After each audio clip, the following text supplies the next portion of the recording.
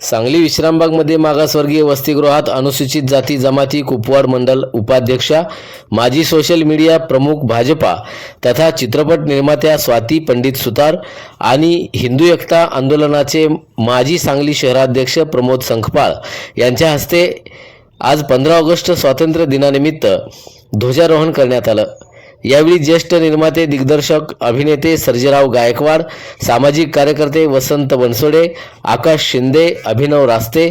शिवसेना शिंदे गटाच्या सांगली शहर उपाध्यक्षा पायल पाटील यांच्यासह इतर अनेक मान्यवर उपस्थित होते।